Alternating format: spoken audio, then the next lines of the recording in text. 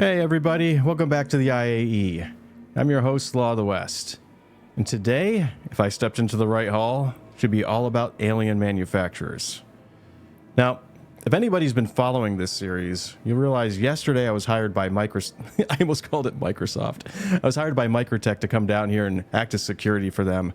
Well, they got a hold of the footage and they instantly fired me. So, as you can tell, I'm back into my civilian clothes. And of course, apparently I'm so poor I don't even own shoes, so I am just gonna run around this place like a hobbit. Also, I worked really, I say I worked hard on it, but I spent a lot of time last night working on the audio, trying to get some of the audio glitches out of here and make the quality a little better. So hopefully the audio on this is going to be better than it was before. Holy mackerel, there's not a single thing in any one of the halls. This is going to be pretty quick. Downstairs we have the railing and the merchant man. Okay, well, I'm just going to walk really slow and then milk this for as much as I can. Well, I'm going to walk slow as soon as I get there. It's funny too, is I was looking forward to this because back when they were displaying these different shows on the test server, this is the only one that I missed. So I was actually kind of really looking forward to this. Let's speed it up just a little bit. The Defender, huh? I don't really have a lot to say about a lot of these ships. You know, other than this is a mishmash of all the alien manufacturers, so this is the least amount of ships you're going to be finding. Man, I do like the texture on this. It looks really good on the showroom floor. This kind of lighting really does do it justice. So hopefully by the time I'm done with the IAE, I'll have all these options of my computer worked out because, you know, I've got hardware, software, and the computer, and I'm trying to get all these things to play together nicely. I will dial all these features in, or I will dial all these options in eventually. Now, this is something I'm really kind of surprised that they're showing off as a glaive. And I'm also very curious to find out if, like, anybody who owns this ship, because if you don't know, this is a Vanduul ship. This is like their heavy fighter, and it's getting a complete rework. And, you know, as much as I like reworks on things, and it's always done for the better, and I think for the most part, they do a lot better job whatever they turn a ship into. But this one is getting completely reworked, and it's so iconic, and I've had this version of the ship for so long, I'm almost a little, you know, I feel bad about losing it. I only wish that like you could have a model of it, or an alternate version of it, or, you know, something, you know. Anything other than it just going away. And I think the blades still don't work on this. At one point, that just option got disabled and it never got re-enabled. Like, it's kind of hard to see if you don't know what you're looking for, but it's got these two huge blades on the wings that used to extend out and, you know, and you could retract them back in. You could never really use it for ramming ships, which is what people always wanted to do, but still, man, it looked good. The Prowler, man. I got to come back here and get some B-roll footage of this because this looks really nice. And of course, the Prowler, the Tavaran dropship. So I think we got plenty of time, so I might as well walk into some of these. I'll show off the interior. And this, if I remember correctly, you have to go right into the crotch here. And there should be, you know, bear with me here. It's been a long time since I've been in this ship. Where is it? Where are you hiding?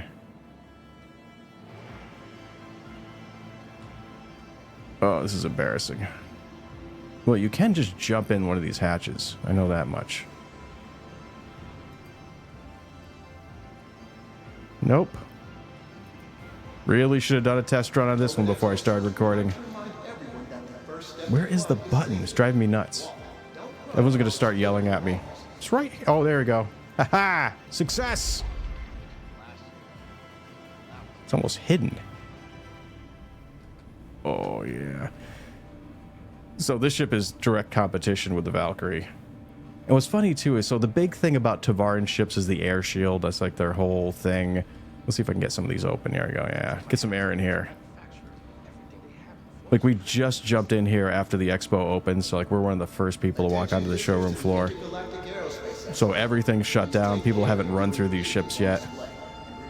But there's like an individual air shield on every one of these openings and the back. As you can see, the neat little effect there. And what's funny is, like, ships like the Valkyrie, so many issues with it could just be fixed with an air shield. And I know this idea isn't popular with a lot of people, but my God, it would just solve so many problems. And quite frankly, I would not, you know, I wouldn't mind an air shield being put on certain openings that are on that ship. But the big argument against that is, I mean, look how much detail they have, especially up in the ceiling in that area, man.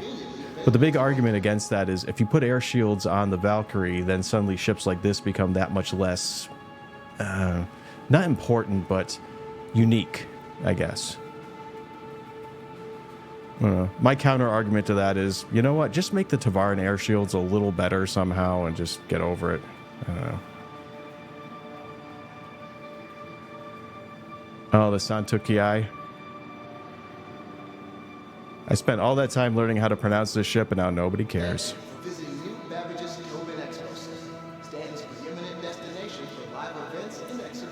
This was... I don't want to call it a glass cannon because they didn't really use that terminology for it, but it really kind of was a bit of a glass cannon. It's supposed to be highly maneuverable, and so many people were just really looking forward to this ship, and then it came out, and then, you know, I guess the honeymoon phase was over. It just kind of got forgotten about. I almost never see somebody flying this ship.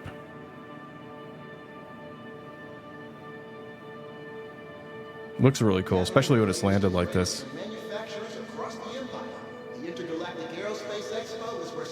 It's kind of too bad, because I really like, you know, maneuverability on a ship. The more fun it is to fly.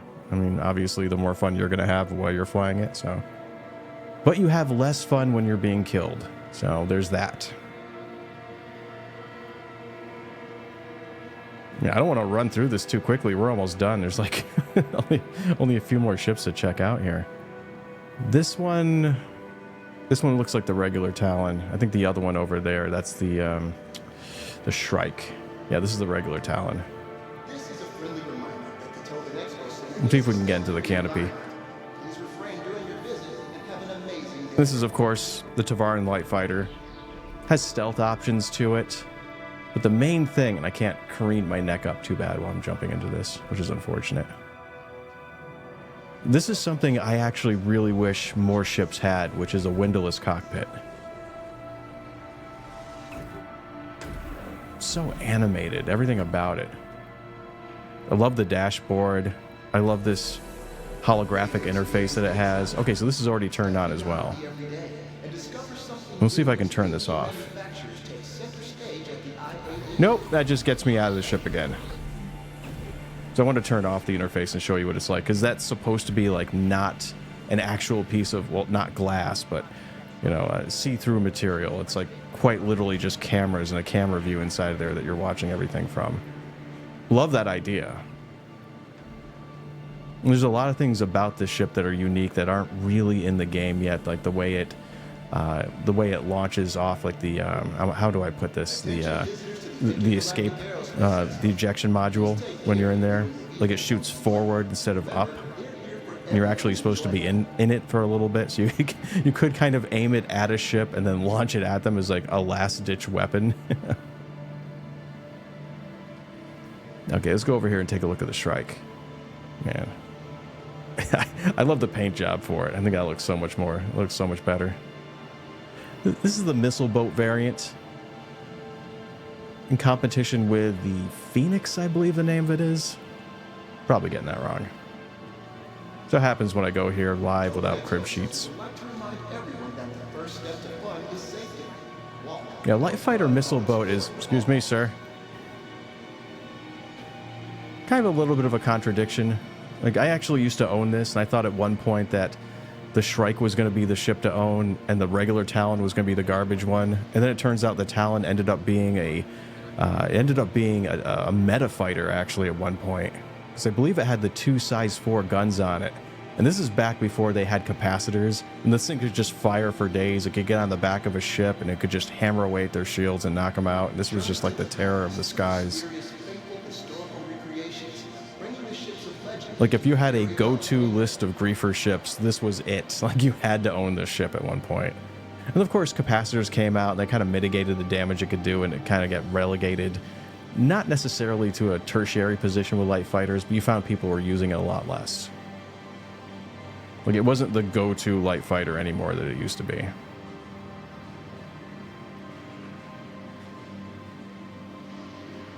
That seems to be the case with a lot of these alien ships. This is the, let's see if I get this correct. Yeah, the Khartu-al. Khartu-al has gone through a lot of changes too, because it's supposedly a scout ship. Let's see if we can get up into this. Great view from inside these ships. Like, absolutely amazing. And the biggest thing about this one was the noises that it made. I mean, look at this. Despite the fact I feel like I'm the inside of the spokes of a wheel because of these huge struts right here, but it's not too bad though. When you're flying it, just you get a great commanding view of like the port and starboard side of the ships.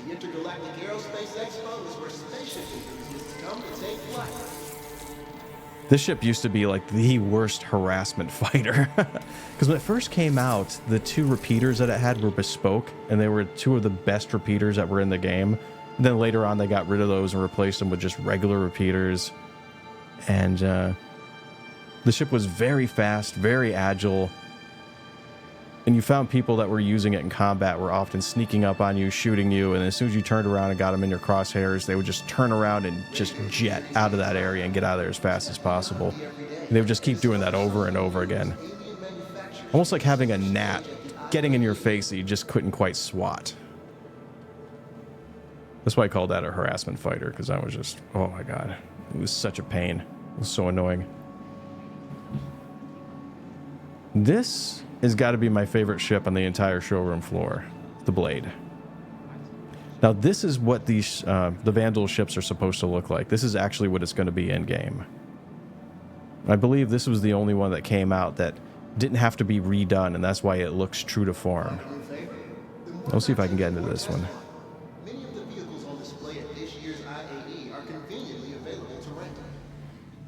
I believe this has got 4 size 3 guns, so very powerful alpha strike damage when it comes to a light fighter. And I think the thing that they're going to do to mitigate that is by giving it a really low like capacitor amount. But we'll see. They haven't even begun dialing in most of these options yet. Even the interior looks awesome. I love how you get in and out of it.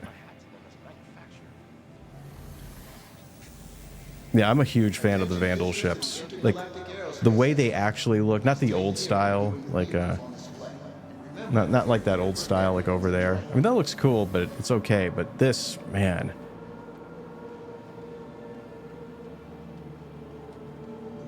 I kept saying it looks like Giger and Battlestar Galactica got together and just designed a ship for Star Citizen. I know the xenomorphs aren't actually like pilots either, but if they did fly, this would be the kind of ship that they flew.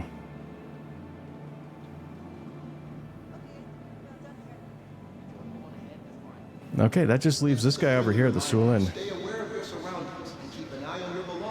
It's kind of hard to imagine that this is a beginning ship. This is a starter ship.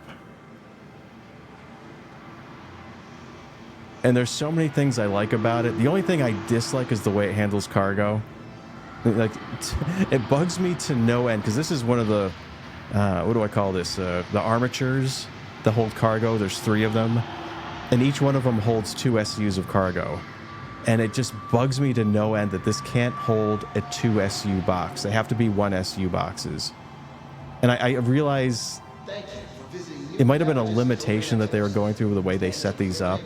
But I really wish you could have put just like a 2 SU box in there. Because, I don't know, just something about it.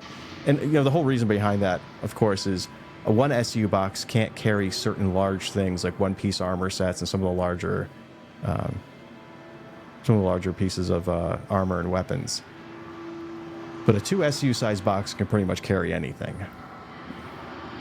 Well, any bit of FPS equipment, I should say.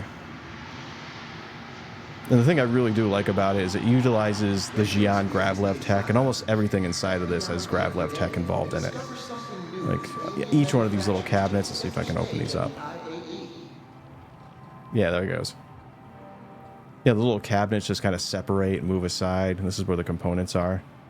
This room is kind of like an EVA entrance exit / components room. And it also has, this is a storage vault for your armor, which is going to be very handy. I really love the sarcophagus look of it. And even, at first I thought these were hieroglyphics when I looked at it. Love all the little detail. And the other thing too is so weird about it is it's got 3 floors altogether. We'll go visit every one of them. We got plenty of time. And I love if you look at this. This has got the Xi'an writing on it, and it's got, well, it's not English. It is, but, you know, UEE standard, I guess I would call it, script underneath it. Let's see. Let's open everything up so I don't get that comment saying, you forgot that one thing. Come on. Do it. This is a friendly reminder that the Okay. Doesn't want to work with me. That's okay. But we got the bathroom. And it's a full bathroom too. It took me a long time to get confirmation on that. But that is like a shower bathroom combo. And it also, let's see if I can get this thing to open, is the only bathroom in the game that uses grav-lev tech. I want grav-lev tech on my toilet paper too. No skimping. We're going all out. And this is apparently what Xi'an use for a toilet. They call it the bird bath looking thing. So yeah, don't wash your hands in there. You know, just a bit of advice. There's nothing wrong with it. It's clean water, but you know, the other Xi'an will laugh at you. And of course it's got a bed, you know, because... So it's literally got everything but a kitchen. I think that's the one thing that it's lacking. It's got everything else. And no, I do not consider a med bed to be an amenity. That is a huge feature. That is a selling point. And of course, we've got this room right here. I mean, look up at this. You get this cathedral-styled ceiling with the lights coming down from the top. More components. A couple more components areas. Looks like somebody... Oh, okay. I guess we're sitting down. Just caught a glimpse of my hobbit feet there for a second. Now, this is the one thing, it's like... It's the coolest feature, and it's also the thing that people are complaining about. Because, I mean, this is like a NASA-style launch that you got going here. And when you land, you got to land in the same way. It completely reorientates the way the ship looks. Let's see if I can get a... Yeah, even the camera is kind of like buggy when you're... Well, not buggy, it's just kind of difficult to control when you're on the outside. So it orientates in 2 separate directions and completely changes the orientation when you land. It can be disorientating to some people. Like, some people I've talked to don't care about it at all. Other people are really bugged by it. I found that you have to get used to it. Oh, I'm just going to go on a little side note because I'm thinking about it right now, is the weapons. 3 size 3 guns. I believe it's got like 12 size 2 missiles. I forgot if they're size 1 or size 2, so I have to look into that. But it's got 12 missiles on it. That is ridiculous. And it's also not the fastest, but it's the second fastest just behind the 100i, and it's the most maneuverable out of all the other starter ships. The only thing I would say, though, is that orientation of it, and it's a little expensive because it's got the alien tax on it. You know, alien ships generally tend to be a little bit more expensive than other ships. There's like combat ships also. So if you get a combat alien ship, it's got double tax on it.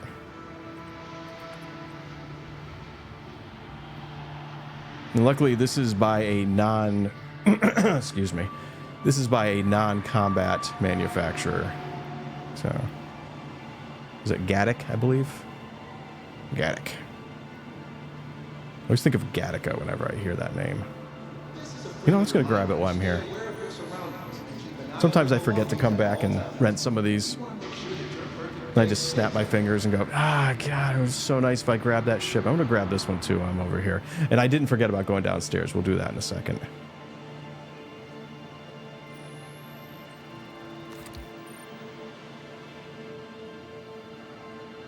Oh, I used to be that guy. Running around everywhere in my medical gown. Then I graduated up to pants.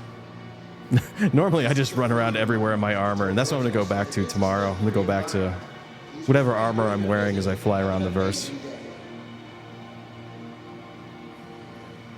Right now, I don't have my casual wear and my armor set up separately. It's just all armor or nothing. I even go to sleep in my armor because, you know, why not? You never know when action's going to hit.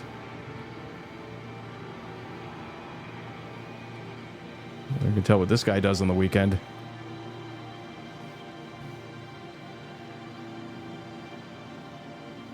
All right, speed up that light jog. We got things to do. Galactic Aerospace Expo. Please take care of viewing the vehicles on display. Remember, they're here for everyone's enjoyment.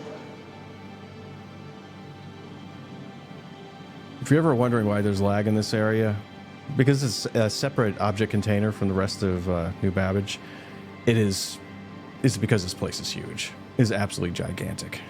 Noxes. Let's get over here. Let's go first person. You know what's funny too is this is my favorite grav-lev.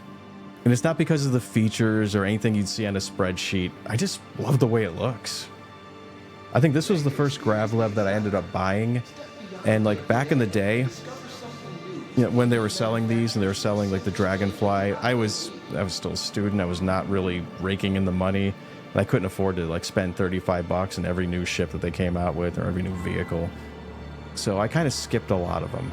But this is the one I actually put down money for and grabbed. And I'm glad I did. I really love the way it looks. I don't regret it. Not everything has to come out on top on a spreadsheet. I mean, the Dragonfly is better when it comes to like options it has, and it's off-road, and you know, it has the same weapons. You can carry 2 people, and it has external storage on it. And it's like almost superior in like every way when you really think about it. This is more like a racing variant. This is a straightaway racing variant, not an off-road version. It just looks cool. I love it. See what's on the other side. More Noxes, nothing. Okay.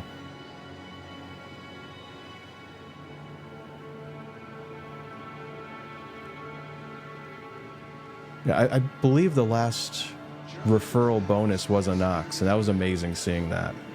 I really hope some people got that when that came out.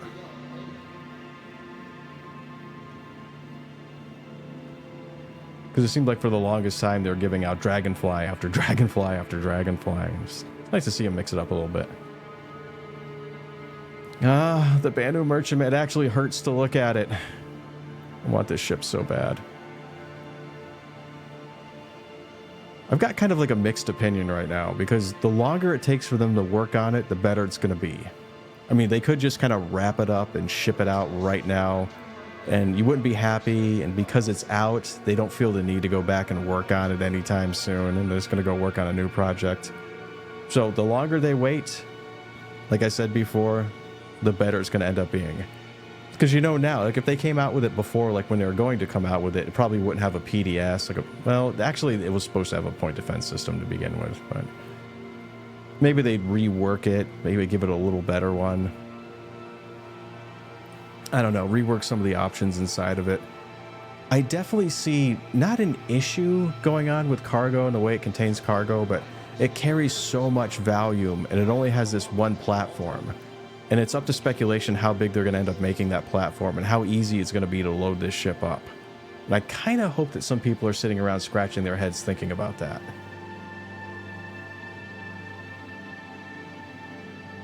Because they might actually want to go back and rework or just rethink that idea. Because I think at one point they were creating that platform because they did not want this ship to be turned into like a vehicle, a vehicle transport. They don't want it to take place of ships like the Hercules and some of the other vehicle transport ships they want to have coming out in the future. But I really hope those kind of decisions don't drive them when they're building this, and they make it more practical instead of trying to make it not be something. So it could be a dangerous mindset to happen when you're trying to balance these ships. And speaking of that, we come to the Raylene. I'm saying that right. The Raylene. I just have to take a look at this. Gaddick Raylene. I gave it that little extra E at the end and call it the Raylene. I've heard it said both ways. So the main thing about this ship, and truth be told, I actually bought this because I thought it would be really good for roleplay stuff and for doing live action videos. The inside of it looks amazing. Like it's got a grav-lev elevator that has a couple of floors that it goes between. It has grav-lev everything, platforms that go up into it. It's very animated. It's got a gimmick that I think they're going to drop. Like when you call components, you don't go to a components room or anything like that. You're supposed to go to, like, you go to this console and you type in what component you want and it'll deliver it to you. Which might not work with current gameplay that they have. So that might have been like a good idea, but you know, it might not work with, like I was saying before, with the engineering gameplay that they're hoping to do. It just kind of doesn't seem to. It seems to be a little weird. Neat idea, but not practical, I don't think, in the long run. And talking about not being practical, the way it contains cargo is, man, every time I looked into it, I thought they were going to do something with it. I found information saying that they specifically were not going to do it. Like, these cargo containers are going to be affixed. They are not going to come off. They're not going to utilize some crazy kind of space magic Geon technology where they come flying off and land on the ground or something where you could access them, or they'd be more accessible. They're just straight up what they are. And at one point, I got together with a friend and we went into a holo viewer and we actually counted how many of these individual boxes were and how many SCUs each one of them were contained. And I forgot the exact amount because the size boxes, I think it was something like 2 SCUs of like cargo for each one. You're like, okay, so I'm going to carry hundreds of cargo and I can only dump it into 2 SCU boxes. That's going to take forever to fill this ship up. And I get it that you can do automatic filling as well. Like you can go to a station and have them do it for you. But the catch on that, though, is you have to go to a station that can store your ship. And it keeps your ship in stasis while it's automatically filling it up with cargo. So if you go to an outpost or something like that, you can't do that. So there's going to be limited options as far as where you can have like automatic cargo filling. And this kind of ship seems like it was made to fill that, like that, not that huge gap when it comes to hauling cargo. It's meant to fill that kind of mid-range kind of area, which means it seems like it is designed to go to outposts and places like that. And outposts essentially are places where you might not be able to land or have a hangar available to you or anything like that. At least they definitely do not right now. So we'll see what happens.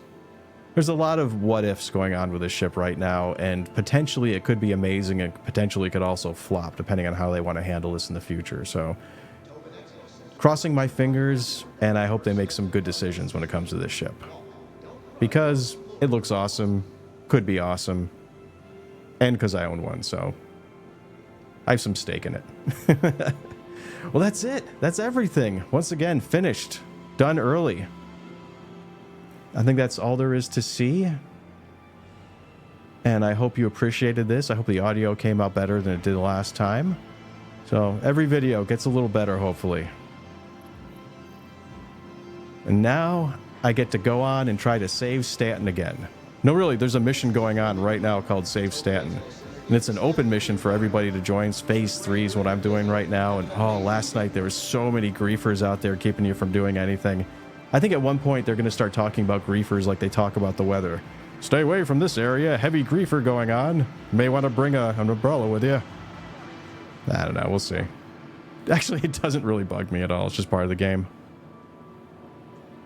So anyway, thank you everybody for joining me for today's IAE, all about the alien manufacturers and ships. I've been your host, Law of the West. Thanks for watching, and take care.